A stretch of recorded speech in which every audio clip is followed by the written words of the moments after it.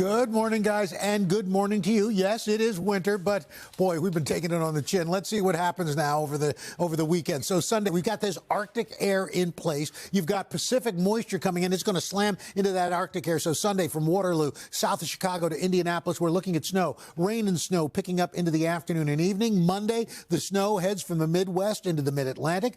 Icy travel for interior valleys of these areas from Cincinnati to D.C. Now, the European model brings it across mid-Illinois, Indiana, on into the mid-Atlantic states, but it's light to moderate. The American model a little more aggressive, bringing heavier snow, Kansas City, St. Louis, down to the east of Charleston, and that means we could be looking at some moderate snow. But again, these models have been vacillating back and forth, so it doesn't mean that we're out of the woods here in the Northeast or the parts of New England. We're going to continue to watch that. We've also got heavy rain right now making its way through the south, and that is good news for them, even though we've got some thunderstorms in there, could be some airport delays. The good news is there's significant drought down here, so they could use that rain stretching from central Georgia all the way down into Florida.